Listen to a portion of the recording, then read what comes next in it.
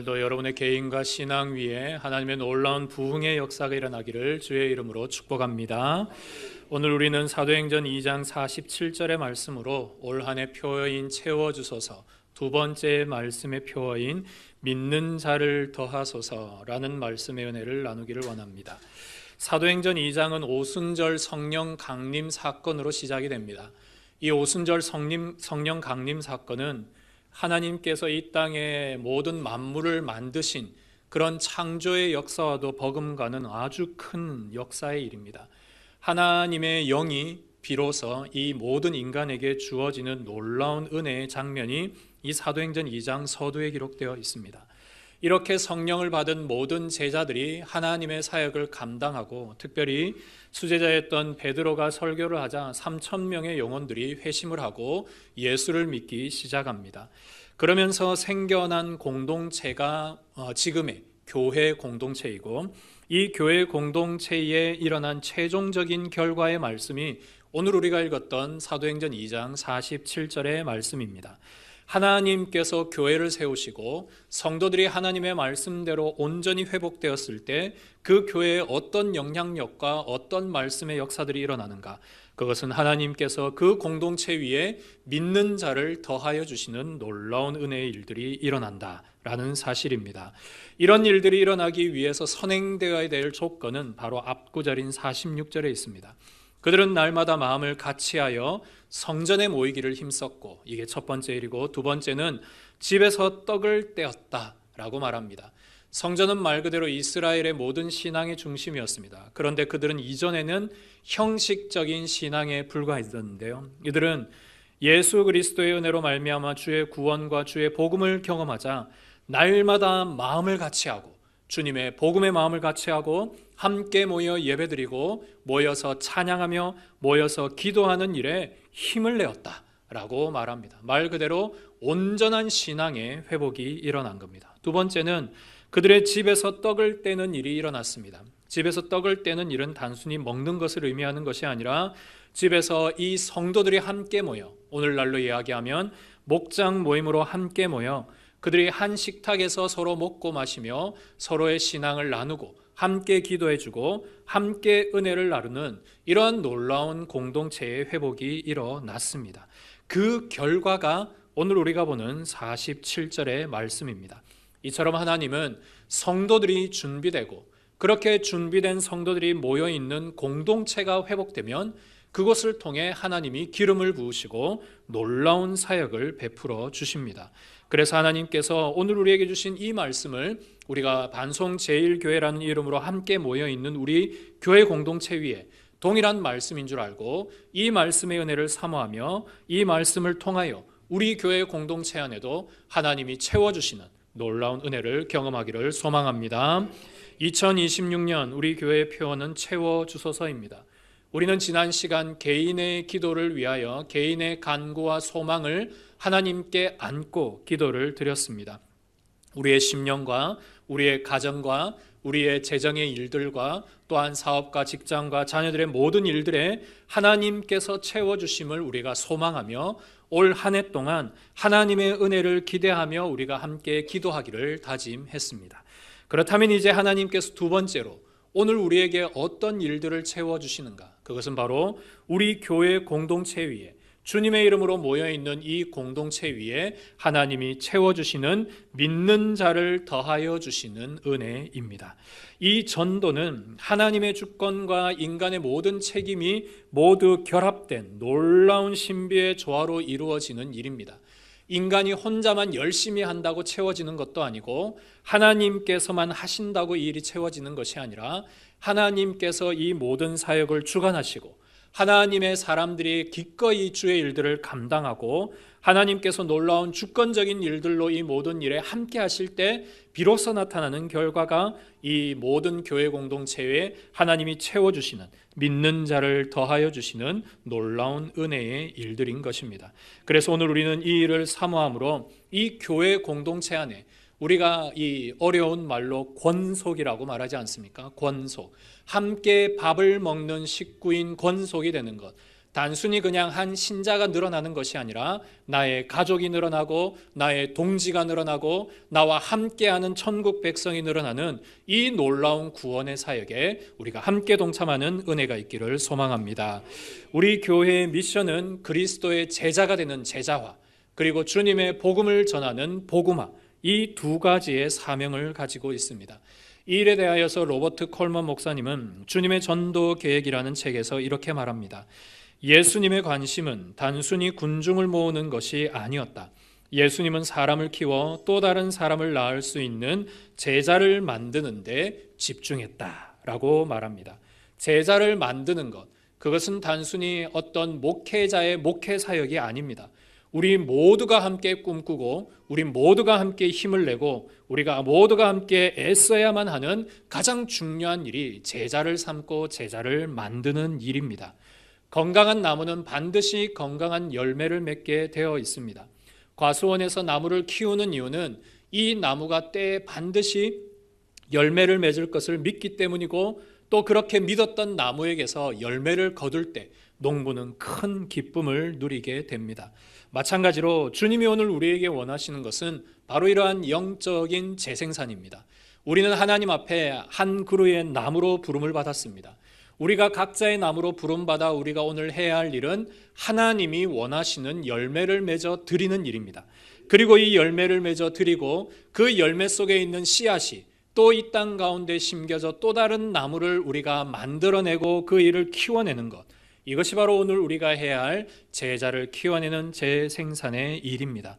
이 일은 어떤 목회자의 목회 사역에 혼자만 하는 일이 아니라 모든 성도들이 하나님 앞에 한 마음으로 그리스도의 제자가 되는 일에 함께 힘을 써서 복음의 현장에 우리가 함께 사역할 때 비로소 우리가 얻을 수 있는 결과가 주님께서 믿는 자를 더해 주시는 이 놀라운 사역의 결과입니다. 이 일에 대해 종교개혁자 존 칼빈은 교회는 하나님의 자녀를 낳는 어머니라 했습니다. 어머니가 가장 위대한 이유는 이 땅에 가장 고귀한 생명을 낳고 또 그 생명을 길러내는 일에 있지 않습니까?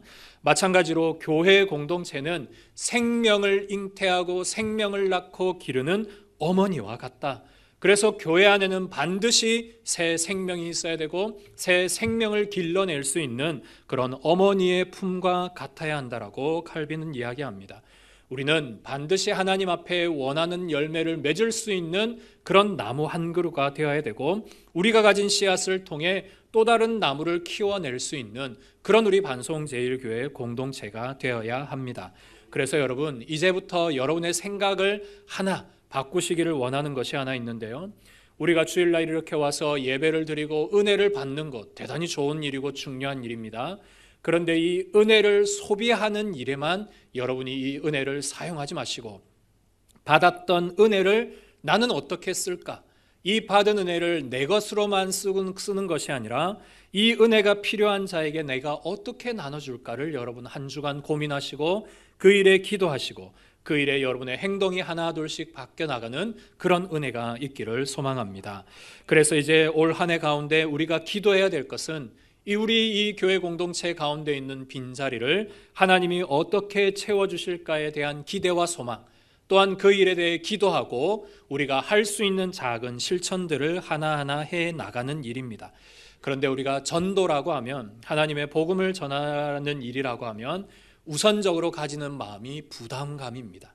내가 예배드리고 교회에 오는 것만으로도 충분히 이런 일들의 많은 일들의 내 많은 것들을 또한 소비하고 또 많은 일에 내가 손해를 겪고 있는데, 전도하는 것까지 내가 하는 것은 때로는 감당하기 어렵다는 성도님들이 많으십니다.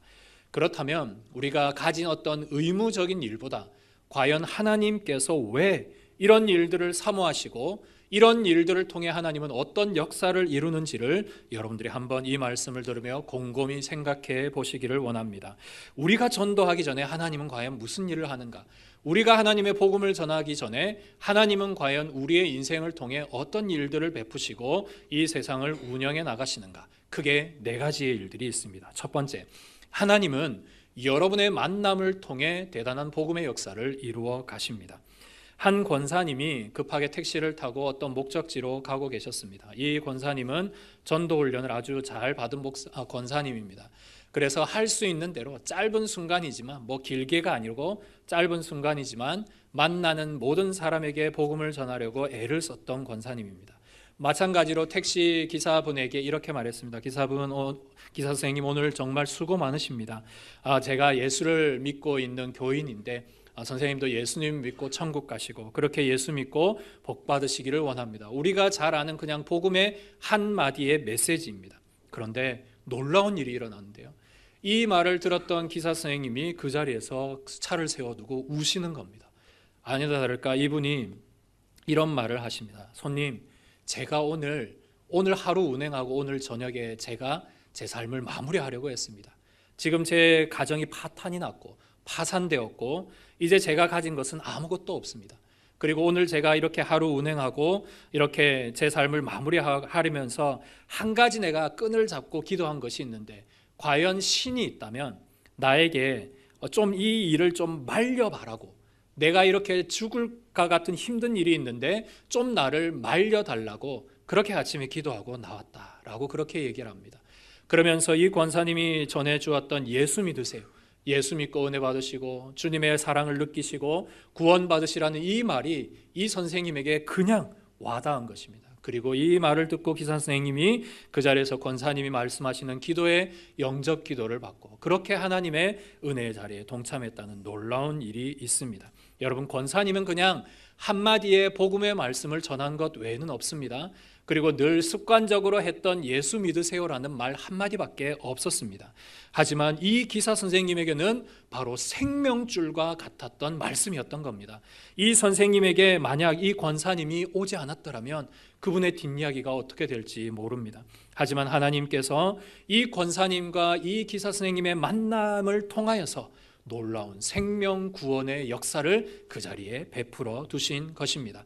권사님도 물론 잘하셨지만 하나님께서 이런 우리의 만남, 일상적인 만남, 그리고 길가에 가면서 또 직장에서 만나는 그런 일반적인 만남을 통하여서도 하나님은 놀라운 구원을 베풀어 주신다 라는 사실을 단적으로 보여주는 예라 할 수 있습니다. 첫 번째, 이렇게 하나님은 여러분의 만남을 통해 역사하십니다. 두 번째는 이 공동체 안에 있는 평안함과 따뜻함을 통하여 사람의 마음을 만져주십니다.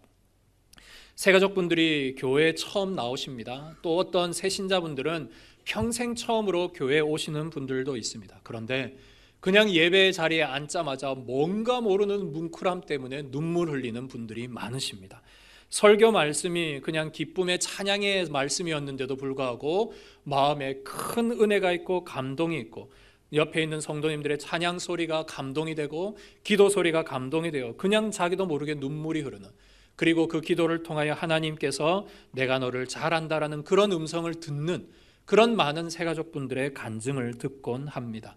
그런 일들이 어떻게 일어날까요? 우리가 뭔가를 해서가 아니라 성령께서 이 자리에 함께 계시고 여러분들 내면 속에 있는 성령께서 우리를 하나로 묶어주시고 그 평안과 위로와 사랑의 힘들이 이 모든 공간을 채워나갈 때 모이는 사람이 어떤 사람이든, 심지어 세상 가운데 어떤 죄를 지었던 사람일지라도 이 공간에 왔을 때 하나님께서 주시는 놀라운 은혜를 경험하게 된다는 사실입니다. 이것이 바로 교회 공동체가 존재하는 중요한 이유입니다.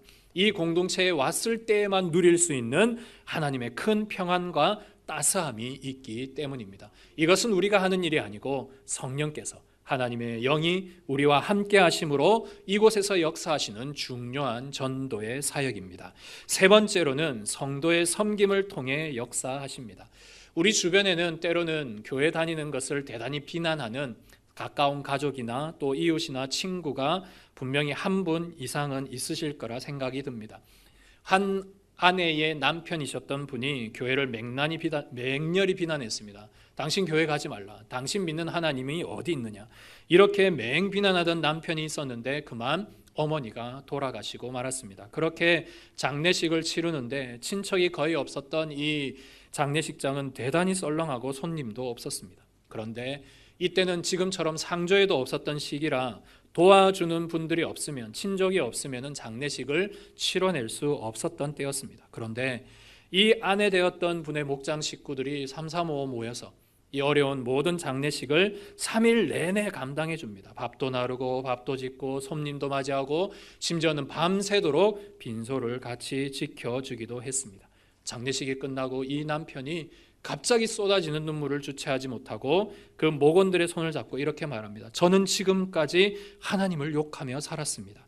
그런데 핏줄인 친척들도 하지 못하는 일을 당신들이 해 주셨습니다.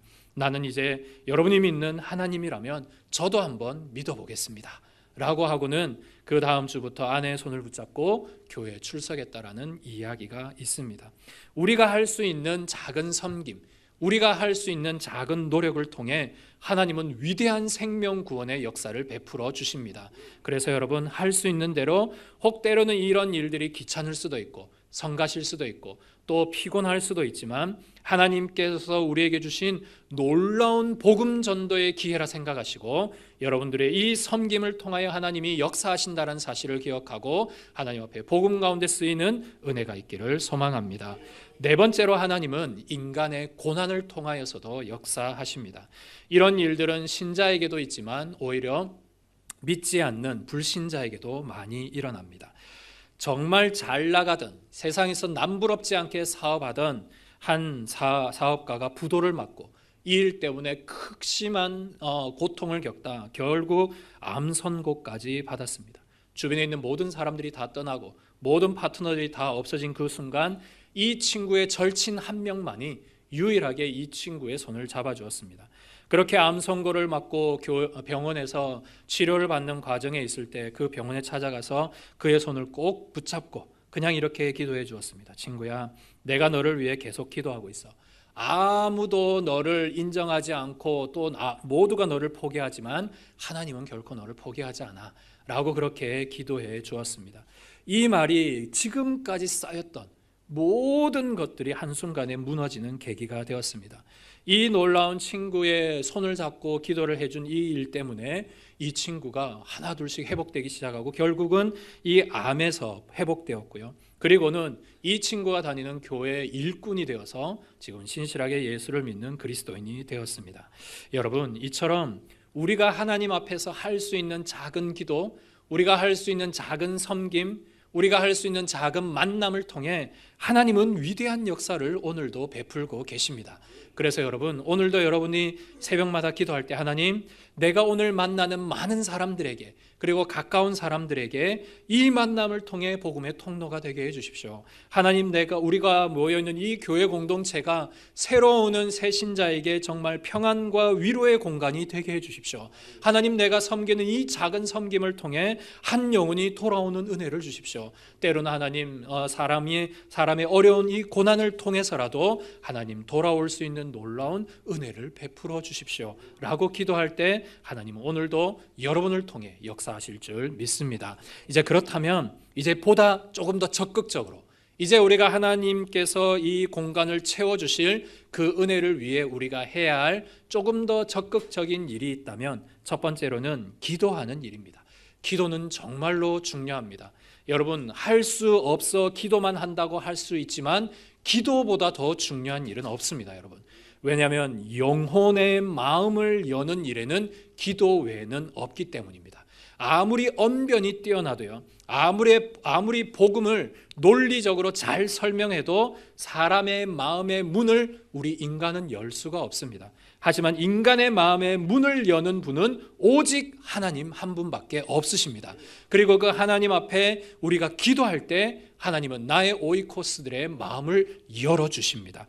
기도의 왕이요 전도의 왕이었던 조지 뮬러, 이분이 평생토록 기도했던 5명이 있습니다. 자기 절친 5명이 있는데 이 5명의 구원을 위해 너무나 많이 전도하고 너무나 많이 기도했지만 끝까지 돌아오지 않았던 2명의 친구가 있었습니다. 3명의 친구는 이미 복음을 듣고 돌아왔는데 이 2명은 끝까지 믿지 않았어요. 그러니까 이 조지 뮬러가 자기의 임종 직전에 이 2명의 친구가 왔는데 마지막까지 그들에게 복음을 전했습니다. 그러자 그 임종 직전에 1명의 친구가 예수를 믿었고요. 그리고 장례식이 끝났을 때 마지막 1명의 친구가 마음의 감동을 받아 예수를 믿게 되었습니다. 이 일까지 무려 52년이 걸렸습니다. 52년 동안 이 5명의 친구를 놓고 새벽마다 기도하고 그들에게 복음을 전하고 임종 때까지 하나님의 복음의 은혜를 전했을 때 그렇게 그 영혼들이 돌아오는 은혜가 있었습니다. 성도 여러분, 오늘 여러분 핸드폰 속에 많은 연락처들이 있을 겁니다. 그 연락처 중에 3명의 이름을 한번 떠올려 보십시오. 나의 가장 친한 친구, 또 지금 뭔가 중요한 상황에 있는 친구, 뭔가 나의 도움이 필요한 친구, 또 어쩌면 정말 힘든 친구, 그 3명의 이름을 떠올려 보십시오. 그리고 이제부터 우리가 지금까지 하지 않았다면, 하고 있었다면 괜찮지만 하지 않았다면 오늘부터 여러분들이 그 3명의 이름을 안고 1분만 기도하시기 바랍니다. 아침에 일어나서 1분만 기도하시고 또 잠자리에 들기까지 하루 정도의 여러분의 삶을 두고 이 영혼들의 이름을 불러가며 하나님, 이 암흑의 영혼의 마음을 하나님 열어주시고 그가 복음 받을 수 있고 예수 믿도록 해주십시오. 그렇게 짧은 기도를 1분간 드릴 때 하나님께서 여러분을 통해 놀라운 구원의 역사를 베풀어 주실 줄 믿습니다. 두 번째, 이제 우리가 해야 할 일은 삶입니다. 삶. 지금 한국 교회가 여러 가지 교회의 일들을 통해 많은 구설수에 오르기도 합니다. 왜 그렇습니까? 세상 사람들이 예수님을 싫어하지 않습니다. 세상 사람들이 하나님 미워하지 않습니다. 그런데 세상 사람들이 왜 교회를 향하여 손가락질하냐면 그리스도인이 그리스도의 향기를 나타내지 않기에 그 일 때문에 손가락질을 합니다. 반대로 그리스도인이 그리스도의 향기를 나타내고 예수님의 편지의 삶을 살 때 세상 사람들은 우리의 삶을 주목합니다. 저 사람은 왜 이런 순간에도 예수를 믿지? 저 사람은 왜 이런 상황에도 교회를 가지? 저 사람이 믿는 하나님은 도대체 어떤 하나님일까? 이런 궁금증을 가지게 됩니다. 이런 일들에 대해 빌 하이벨스 목사님은 나도 전도할 수 있다라는 책에서 관계의 전도가 대단히 중요하다. 우리가 만나는 15명의 오이코스들에게 이 관계 전도는 매우 중요하다라고 말합니다. 그래서 그들에게 그냥 무작정 교회 가자, 물론 교회 가자라는 말도 좋지만 무작정 하는 것이 아니라 첫 번째는 그들의 필요를 좀 채워줘야 된다. 그들이 지금 외로우면 같이 있어주고 뭔가 도움이 필요하면 손이 되어주고 뭔가 함께 있어줘야 된다면 발이 되어주고 이런 그들의 필요를 하나 둘씩 채워줄 때 오히려 그들이 나중에 내 옆자리를 채워주는 은혜가 있게 될 것이다. 이렇게 말하고 있습니다. 여러분, 오이코스들을 위해 우리가 할 수 있는 많은 일들이 있습니다. 그런데 때로는 내 혼자 힘으로 하기 힘들 때가 있습니다. 그래서 필요한 것이 바로 목장입니다. 오늘 우리의 목장이 필요한 이유, 오늘 우리의 목장이 존재하는 이유는 내 혼자 하기 힘든 이 전도를 함께 하기 위해서입니다. 내가 그 친구와 함께 밥 먹기가 어렵다면 같이 가서 목장 식구들이 밥을 먹어주고, 함께 어디 야유회를 간다면 같이 놀러 가주고, 이런 일들을 우리가 함께 할 때 그 삶을 통해, 그 모습을 통해, 함께 있는 공동체의 아름다움을 통해 사람들이 하나 둘씩 돌아오게 되는 것입니다. 그래서 여러분, 오늘부터 여러분의 삶을 통해 또한 목장의 모임의 모습을 통하여서 하나님의 전도의 삶이 계속 확장되는 은혜가 있기를 주의 이름으로 축복합니다. 마지막 세 번째는, 그럼에도 가장 중요한 전도는 말입니다. 말. 아무리 사람에게 우리가 영향력을 주는 행동을 할지라도 말하지 않으면 저 사람이 그리스도인인지 저 사람이 예수의 복음을 전하고 있는지 잘 모릅니다. 그런 말이 있죠. 전도 초청주의일 때 옆에 있는 직장 동료에게 정말 용기를 내어서 자, 우리 다음 주에 교회 같이 가자 했더니 그 친구도 교인이었던 겁니다. 그걸 10년 동안 서로 모르고 있었다는 그런 일들의 에피소드가 있습니다. 말을 하지 않으면 모릅니다. 아무리 행동을 드러내더라도 말하지 않으면 모릅니다.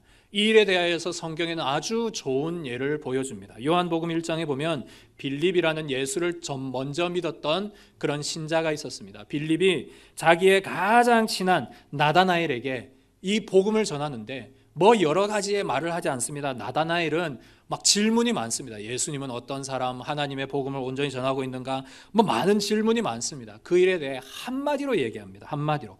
와서 봐라. 네가 그렇게 말 많이 할 필요 없고 그렇게 고민할 필요 없고 와서 봐라. Come and see. 그냥 와서 봐라 라고 아주 간결하게 말합니다. 그런데 와서 보았더니 정말로 예수님이 메시아였고 그분의 복음이 생명을 구원하는 것이었습니다. 그 시로 나다나엘이 예수님의 아주 중요한 제자가 됩니다. 이처럼 우리가 아무리 많은 전도의 모양과 전도의 삶을 보여줘 와서 봐라, 우리 교회 한번 와봐라, 우리 교회 와서 함께 예배드리자, 우리 목장 모임에 함께 와서 우리가 함께 이렇게 신앙생활을 시작해보자, 이런 말을 우리가 하지 않으면 나의 가장 친한 친구는 영원히 어쩌면 예수님의 복음에 초청되지 못할 수도 있습니다. 그러므로 오늘 우리는 우리 교회가 그렇게 준비되어야 되고 여러분의 모든 입술이 그렇게 준비가 되어서 하나님의 복음을 말로 증거할 때 이 교회 공동체의 모임에 하나님이 채워주시는 놀라운 부흥의 역사가 일어날 줄 믿습니다. 이래 쓰임받는 우리 모두가 되기를 소망합니다. 말씀을 마무리합니다. 오늘 올 한 해 우리는 주님께서 우리 교회 위에 하나님께서 믿는 자를 더해 주실 이 기도의 제목을 두 번째 기도의 제목으로 안고 오늘 말씀을 나눴습니다. 제가 올해로 부임한 지 9년째가 됩니다. 2018년 4월 16일에 우리 교회에 부임했습니다. 그때 우리 교회에서 함께 예배드렸던 성도님들이 작년 63명, 그리고 초등부 10명, 중고등부 10명, 대학 청년부 10명이었습니다. 그리고 작년 2025년에 우리 교회에서 함께 예배드렸던 작년 성도님들이 120명, 교회 학교는 45명이 되었습니다. 그렇지만 우리는 아직 주님의 부흥에 목마르고 주님께서 우리 교회에 채워주실 일들에 목이 마릅니다. 이 일을 위해 여러분 함께 기도해 주십시오. 이 일을 위해 우리가 함께 손을 잡고 뛰어나갔으면 좋겠습니다. 그래서 우리가 채워주십시오. 하나님, 먼저는 우리 마음에 있는 소원들을 채워주시고 하나님, 우리 교회에 하나님께서 위대한 주님의 부흥의 역사, 하나님의 교회 성장의 역사들이 일어나도록 주님 이 자리를 채워주십시오. 그렇게 함께 기도하고 함께 손잡고 전도하는 올 한 해가 되었으면 좋겠습니다. 그러면서 저에게 문득 한 가지 생각이 들었는데요. 우리가 하나님 앞에 참 많은 소원을 드립니다. 하나님, 이거 해주세요. 이거 정말 중요합니다. 지금 제가 아픈데 이거 고쳐주세요. 많은 소원이 있는데 이런 마음이 들었습니다. 나는 과연 하나님의 소원을 알고 있는가? 우리의 소원은 정말 많이 올려드리는데 내가 정작 하나님의 마음이 어떤지 알고 있는가에 대해서 제 자신에게 반문하고 질문하게 되었습니다. 그 질문에 대한 해답이 바로 오늘 본문입니다. 주께서 구원받는 사람을 날마다 더하게 하시니라. 여러분, 성경을 창세기부터 읽어오면요, 사도행전 2장의 역사가 얼마나 큰 기적의 역사인지 여러분들이 깨닫게 될 겁니다. 사도행전 2장의 역사는 재창조의 역사와 버금갑니다. 하나님께서 이 땅에 창조하시고 인간을 만드시고 가장 보시기에 좋았던 그때의 모습이 이 사도행전 2장에 고스란히 드러납니다. 인간의 형상이 회복되고 예수 그리스도의 복음으로 회복되고 은혜가 회복되고 교회 공동체에 사랑이 넘치고 복음의 열정이 넘치고 주의 성령이 부어주시고 이런 놀라운 역사를 하나님이 수천 년 동안 기다리셨거든요. 그리고는 이 수천 년 동안 이루어진 교회 공동체에 하나님의 온전한 사람의 회복이 일어나니까 주님이 거기에 마구 사람들을 쏘아 부어 주시는 것입니다. 병든 자 또 죄인까지도 하나님이 다 더해 주시는 것입니다. 하나님이 이것을 엄청 기뻐하셨거든요. 하나님의 소원이 여러분 뭐라고 생각하십니까?